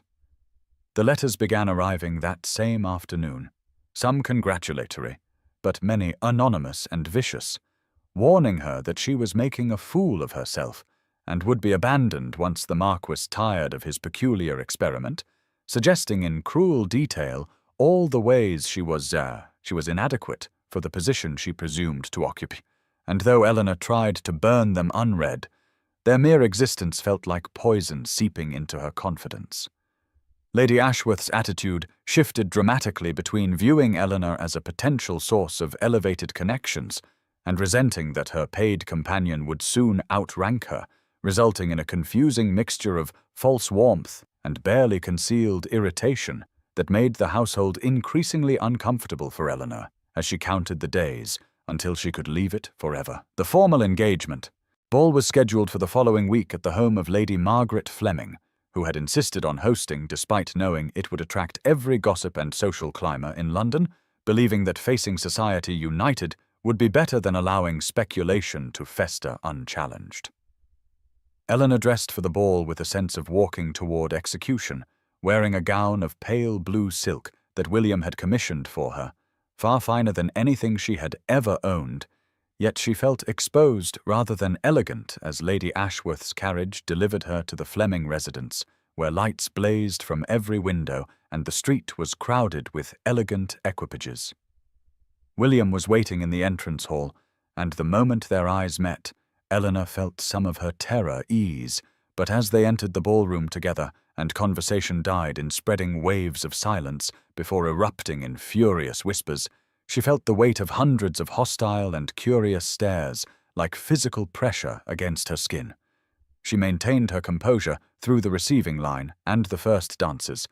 but when she stepped away briefly to catch her breath, she found herself near a group of women who either did not see her or did not care that she could hear them discussing in voices dripping with false sympathy how tragic it was that poor Lord Ravenscroft had developed such an inexplicable attachment to someone so utterly unsuitable, speculating whether he had suffered some kind of mental affliction or was perhaps being manipulated through means they would not name in polite company, but which their tone made clear were sordid. Eleanor felt something crack inside her, the fragile confidence she had been building shattered by the casual cruelty, and she retreated quickly through the terrace doors into the cool night air, where she stood gripping the stone balustrade with shaking hands, fighting tears and the terrible conviction that she was indeed making a catastrophic mistake that would ruin not just her own life, but William's reputation and happiness. William found her on the terrace within moments, as though he had been watching and waiting for the precise instant when her composure would fail, and he came through the doors with such purpose that she knew he had seen everything, understood everything, felt everything she was feeling in that moment of doubt and pain. He did not speak immediately, did not offer the comforting words she half expected, but instead held out his hand with a look of such fierce determination that she placed her trembling fingers in his almost without conscious thought, and he drew her back toward the ballroom with steady resolve, saying quietly that the next dance was a waltz, and he intended to claim it with her before all of London. Eleanor tried to protest, saying she needed a moment to compose herself, that she could not face those women again so soon, but William's grip on her hand was gentle yet unyielding as he led her to the edge of the ballroom floor just as the orchestra began the opening strains of the waltz, and before she could retreat, he had placed one hand at her waist and drawn her into the dance, into the center of the room where every eye could see them, where there was no possibility of hiding or being overlooked. He held her with unmistakable tenderness, his hand warm and steady at the small of her back, his other hand cradling hers with a gentleness that seemed to contradict the steel in his eyes as he gazed down at her. And as they began to move, Eleanor felt the weight of hundreds of stares like heat against her skin. But William seemed utterly oblivious to everyone except her, speaking in low tones that only she could hear, telling her that she looked beautiful tonight, that the blue of her gown made her eyes luminous, that he had never been more proud to stand beside anyone in his life. The room seemed to shift around them as they turned, other couples giving them space as though they moved in their own sphere, and Eleanor found herself responding to his lead with increasing confidence, her body remembering the dancing lessons of her youth, her feet finding the rhythm as William continued speaking, his voice a steady anchor against the storm of her emotions, telling her specific things he loved about her, the way her mind worked through problems, the dry humor that surfaced when she felt safe, the compassion she showed even to those who had hurt her, the courage it took for her to accept his proposal, knowing what would follow. Eleanor felt tears threatening again, but this time they were different, not born of humiliation, but of overwhelming feeling. And she looked up into his face and saw there such open devotion, such absolute certainty, that something shifted in her chest, some final wall crumbling as she allowed herself to truly believe that this was real, that he truly saw her and chose her and would continue choosing her regardless of what society thought.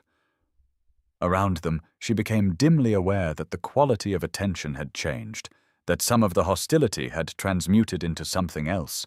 curiosity perhaps, or even grudging admiration, as though William's unwavering focus on her was forcing a reassessment of her worth in the minds of those watching. And when the music ended and he raised her hand to his lips in a gesture of unmistakable romantic devotion, she heard a smattering of applause that grew until it filled the ballroom. Not universal, certainly, but real, and she understood that they had crossed some invisible threshold together, that by refusing to hide or apologize, they had claimed space that could not now be easily taken back. The weeks following the engagement ball transformed into a whirlwind of wedding preparations that Eleanor had never imagined herself experiencing, and William insisted on involving her in every decision from the selection of flowers to the guest list to the music that would be performed during the ceremony, treating her opinions not as those of a bride to be indulged, but as those of an equal partner, whose preferences mattered as much as his own. He appeared at Lady Ashworth's residence nearly every day, sometimes with practical matters to discuss, such as arrangements for Eleanor's belongings to be transported to Ravenscroft Hall, but more often simply to spend time with her, to walk in the small garden behind the house, or sit in the library where their connection had first deepened. And during these visits, he would produce gifts that revealed how closely he had been attending to her interests and passions. The gifts were not jewels or expensive trinkets, though he certainly provided those as well, but rather first editions of books she had mentioned wanting to read, tickets to lectures at the Royal Society on topics he knew would fascinate her, and on one memorable afternoon, an introduction to a prominent reformist member of Parliament who had been working on legislation regarding workers' rights, and who seemed genuinely delighted to meet Eleanor and discuss her ideas about education and social welfare with a seriousness that left her both exhilarated and slightly dazed. William watched these interactions with visible satisfaction, as though each person who recognized Eleanor's intellect and worth validated something he had known from the beginning.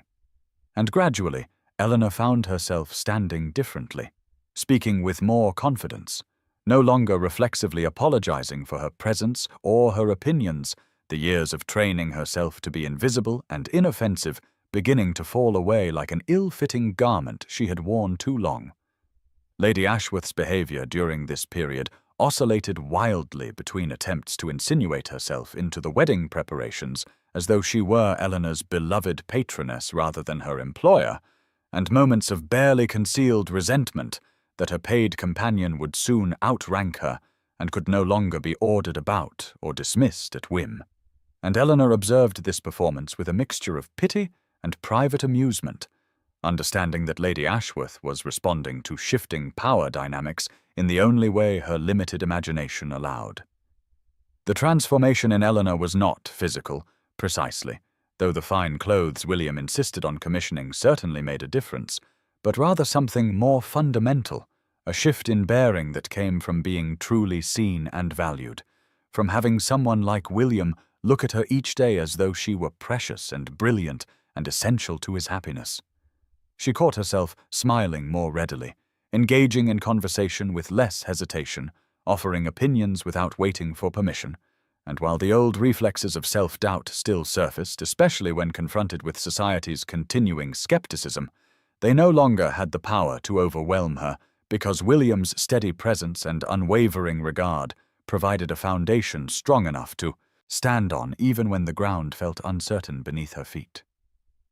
The wedding took place on a golden afternoon in late summer when the light slanted through the windows of St. George's Church in Hanover Square with the quality of amber honey, illuminating the assembled guests who represented a cross-section of London society, from the highest ranks of nobility to the reformist thinkers and politicians who had come to value Eleanor's mind and passion for social justice. Eleanor stood in the vestibule in a gown that William had commissioned specifically for her, not the heavily embellished creation that fashion dictated, but rather a design of simple elegance in ivory silk that draped beautifully over her slender frame, with delicate embroidery at the bodice and sleeves that caught the light without overwhelming her features. And when William had first seen the design, he had told the modiste that he wanted something that would complement Eleanor's colouring and allow her natural grace to shine through rather than compete with ornamentation. Her hair was dressed simply with small white roses woven through the dark strands, and she wore the pearl earrings that had belonged to William's grandmother, the woman whose ring now waited to be placed on her finger, and as she prepared to walk down the aisle on the arm of Lord Pemberton, a distant cousin who had agreed to give her away since she had no male relations of her own, Eleanor felt the weight of the moment settling over her like a tangible presence, the understanding that she was about to step into an identity she had never imagined possible for someone like her. The music swelled, and she began the long walk toward the altar where William stood waiting, and she could see even from a distance the way his entire attention focused on her with an intensity that made the crowded church fade into insignificance. And as she drew closer, she saw that his eyes were bright with emotion, his expression one of such open joy and certainty that her own nervousness dissolved into a matching happiness that rose in her chest until she felt she might overflow with it. They stood before the Archbishop together and spoke the ancient vows, William's voice steady and sure as he promised to love and cherish her, to honor her above all others. And when Eleanor's turn came, her voice was quieter but equally certain, no tremor of doubt as she pledged herself to this man who had seen past every barrier society had erected around her worth and chosen her with deliberate, unwavering conviction. The moment came when William was instructed to kiss his bride, and he cupped her face gently between his hands and kissed her with a tenderness that nonetheless communicated the depth of his feeling, and genuine applause rose from the assembled guests, including some of the very people who had initially sneered at the match, but who had been gradually won over by the obvious devotion between them. And as William drew back and looked into her eyes with a smile that transformed his usually austere features, Eleanor felt the full reality settle over her like a mantle both heavy and precious, that she was no longer Eleanor Whitmore, but Eleanor Thornhill, Marchioness of Ravenscroft, a title that seemed impossible and yet was now irrevocably hers. The wedding breakfast took place in the grand ballroom of Ravenscroft House, William's London residence, where long tables had been arranged and decorated with white roses and trailing ivy, and the morning light streamed through tall windows illuminating the assembled guests, who represented the complex social terrain that Eleanor now found herself navigating as the new Marchioness of Ravenscroft.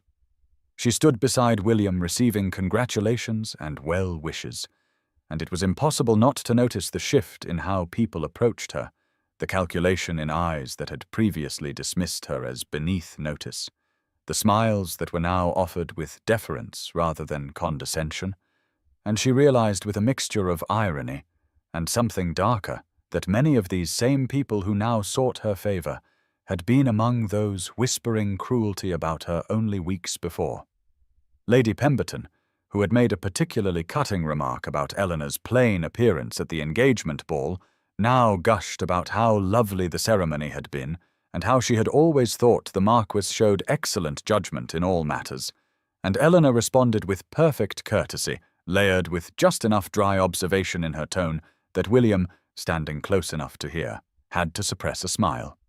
Lord Hastings, who had questioned William's sanity in choosing such an unhateable bride, now spoke earnestly about his own interest in social reform and hoped the Marchioness might advise him on establishing a school for tenants' children on his estate, and Eleanor promised to send him information while privately noting how quickly principle could be discovered when advantage beckoned. Throughout the breakfast, William remained close to her side, his hand occasionally touching the small of her back or her elbow, small gestures of connection and support that communicated his awareness of how strange and overwhelming this must be for her. And whenever their eyes met, his expression conveyed such open pride and devotion that Eleanor felt fortified against the falseness surrounding them. Lady Margaret moved through the crowd with strategic purpose, drawing certain guests into conversation with Eleanor, women of intelligence and independence, who responded genuinely to Eleanor's ideas rather than merely her new rank. And gradually, Eleanor found herself engaged in several fascinating discussions about education reform and the rights of working women that made the ordeal of the breakfast feel almost worthwhile. When the time finally came for them to depart for Ravenscroft Hall, the crowd that had gathered outside to witness their leaving was larger than Eleanor had anticipated, and as William handed her into the carriage, she heard cheers rising from the assembled people, genuine warmth in the sound rather than mere obligation, and she realized that perhaps some portion of society had been moved by their story, by the idea that affection and respect might matter more than fortune and beauty. The carriage pulled away and William took her hand, lacing his fingers through hers, and Eleanor looked at him, this man who had chosen her so deliberately and loved her so completely, and she realized that the fear that had been her constant companion for so many years, the certainty that she was not enough and never would be,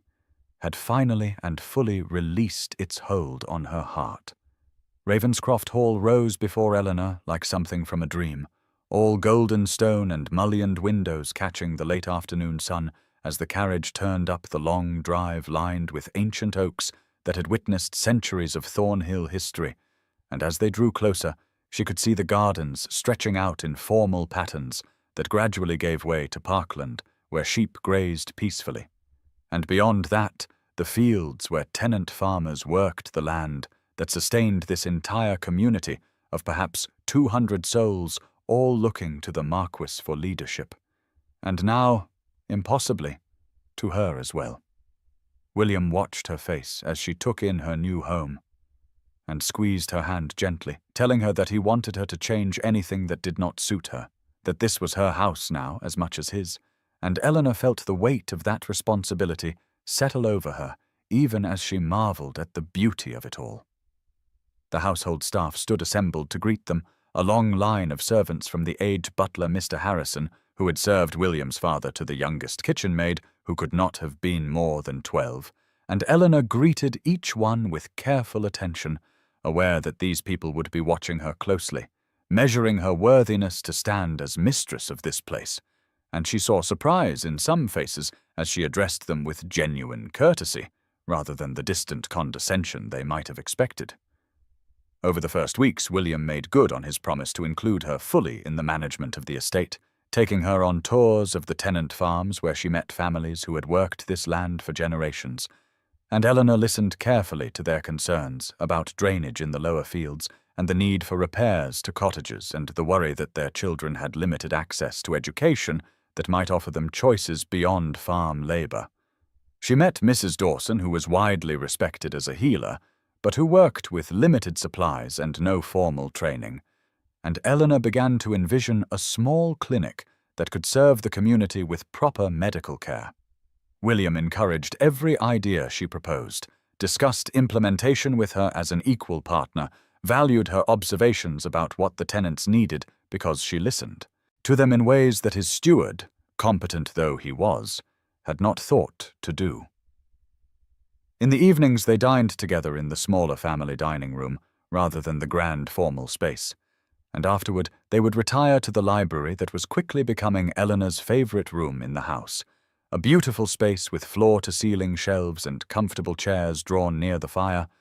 and there they would read together or discuss the improvements they planned or simply sit in companionable silence that felt as intimate as conversation.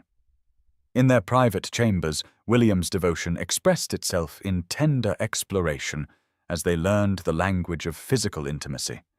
and Eleanor discovered that her body, which she had always thought plain and unremarkable, could be a source of profound pleasure and connection. That William touched her with reverence and desire that made her feel beautiful in ways she had never imagined possible, and in those moments of vulnerability and closeness, she understood that they were building something rare and precious, a marriage that was truly a partnership of equals bound by respect and passion and the deep recognition of kindred spirits who had found each other against all probability. Months passed in a rhythm that Eleanor had never imagined possible, the seasons turning at Ravenscroft Hall as she found herself absorbed in work that mattered more than she could have anticipated, work that drew on everything she had learned in her years of invisible observation and voracious reading. She established a school for the tenant children in a renovated barn that William helped her transform into a bright, welcoming space with windows and proper desks, and she hired a young teacher named Miss Bentley, who shared her conviction that education was the surest path to expanding opportunity. The mothers of the estate came to her with gratitude that sometimes moved Eleanor to tears, telling her that their daughters might now have choices beyond service or farm labor, that their sons might learn skills to manage their own holdings with greater knowledge. She worked with Mrs. Dawson to create a proper clinic stocked with medicines and basic medical supplies, and together they began training 2 younger women in healing arts so that the knowledge would not be lost when Mrs. Dawson grew too old to continue her work. William supported every initiative with resource and genuine enthusiasm, attending the school opening and praising the children's recitations, consulting with Eleanor on improvements to tenant cottages that would make them healthier and more comfortable, encouraging her to think boldly about what might be possible.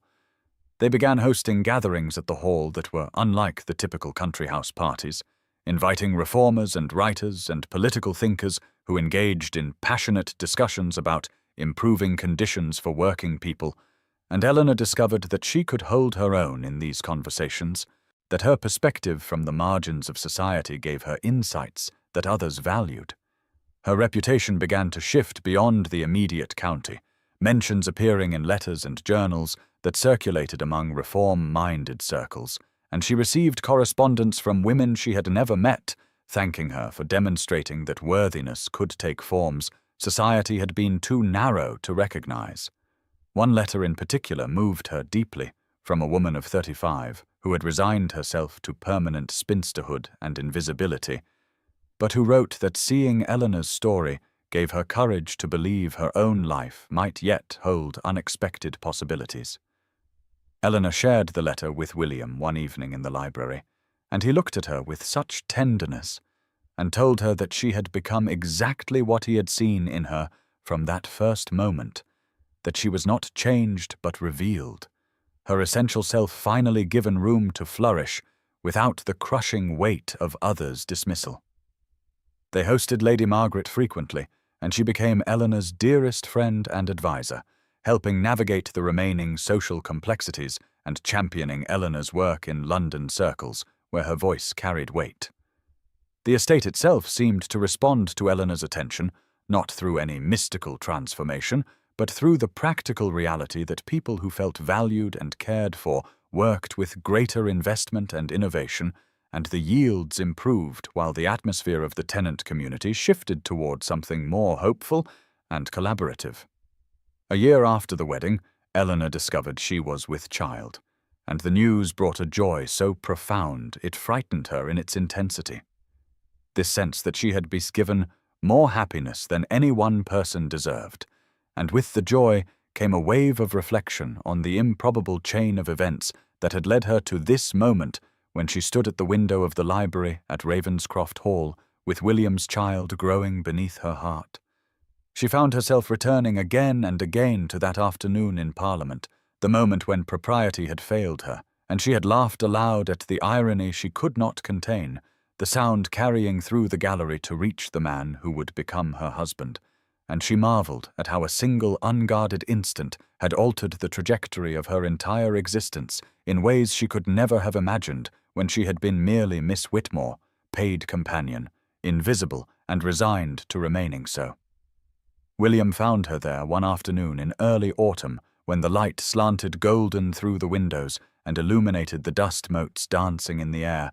and he came to stand behind her, wrapping his arms gently around her thickening waist, and asking with that tender concern she had come to rely upon what thoughts occupied her so completely. She leaned back against him and told him she had been thinking about fate, about the strangeness of how one moment could cascade into such profound consequences, how if she had managed to suppress that laugh, or if he had not looked up at precisely that instant, or if any of 1,000 small details had been different, they would not be standing here now with this future unfolding before them. His response was immediate and characteristically direct as he turned her to face him, his hands gentle on her shoulders, and told her it was not fate, but truth that had brought them together, that her laugh had been her authentic self breaking through the suffocating layers of propriety and performance that society demanded, and that sound of genuine unguarded response had allowed him to see her truly, to recognize in her something he had not known he was searching for until that precise moment. He said that she had not simply disrupted his speech, but had disrupted his understanding of what mattered, what was real, what he wanted from his life, and that in seeing her clearly, he had finally been able to see himself with equal clarity, to understand that he had been performing a role rather than living with authenticity. Eleanor felt tears sliding down her cheeks as she listened to him speak with such conviction, and she admitted that she had been so afraid for so long that he would wake one day and see her as others did, that the spell would break and he would realize he had bound himself to someone unworthy. But time and his unwavering devotion had gradually convinced her that what they had built together was real and enduring, founded on genuine recognition rather than illusion. He wiped her tears with his thumbs and kissed her forehead, and told her that the child she carried was proof of the life they were creating together, a life built on truth and partnership and the courage to defy the narrow judgments of a society that valued appearance over substance, and that he could not wait to teach their son or daughter that worth came from character and integrity, rather than from the arbitrary accidents of birth or beauty or fortune. Several years had passed since that afternoon in Parliament, when Eleanor's laugh had carried across the gallery and changed the course of her life, and now she sat in the library at Ravenscroft Hall with her journal open before her, and the sound of her children playing in the garden drifting through the open windows, their voices bright with the unself-conscious joy that only the very young and the very secure possess. Thomas was 4 now, serious and thoughtful like his father, and Catherine had just turned 2, already showing signs of the spirited independence that William delighted in encouraging, and as Eleanor listened to them, she reflected on the improbable journey that had brought her to this moment when she was no longer Miss Whitmore the invisible companion, but Lady Ravenscroft, wife and mother and reformer, a woman whose voice carried weight in circles that once would never have acknowledged her existence. She thought often of the woman she had been, resigned to a life at the margins, convinced that her worth was measured accurately by society's dismissive gaze, and she wanted to reach back through time to tell that younger self that she had been wrong, that the limitations she had accepted were imposed rather than inherent, that a single moment of authentic response could crack open possibilities she had not dared to imagine.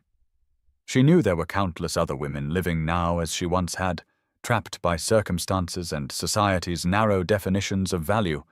women who had learned to make themselves small and quiet and invisible because that was the only safety available to them, and she hoped that her story might offer them something precious. Not a promise that a marquis would rescue them, but rather the deeper truth that their worth existed independent of recognition, that being seen began with refusing to hide. The work she had done on the estate, the school and the clinic and the improved cottages, mattered to her more than any social triumph, because it represented the truth William had helped her understand. That value lay in how one treated those with less power, in using whatever advantages one possessed to expand opportunity rather than to fortify privilege. She set down her pen and walked to the window, watching William crouch down to examine something Thomas had found in the garden, his patience and attention as focused on their son as it had once been on her in those early library conversations, and her heart swelled with gratitude for this man who had looked past every surface judgment to see her truly, and who had loved her not despite her ordinariness, but through it to the extraordinary person she had always been beneath society's dismissive labels. If you are listening to this story and find yourself in circumstances that feel limiting, if you have been told in 1,000 ways that you are not enough, not young enough, or beautiful enough, or wealthy enough, or remarkable enough to deserve the life you secretly long for, I want you to know that those judgments are lies built on a foundation of arbitrary standards designed to maintain hierarchies rather than to recognize truth. Your authentic self, the person you are when you forget to perform the role society demands, that self is worthy of love and recognition and a future that honors your particular gifts and perspectives. And it is never too late for transformation, never too late for someone to see you clearly and choose you deliberately, never too late to build a life that feels true rather than resigned. Subscribe to hear more stories of unlikely triumph and enduring love,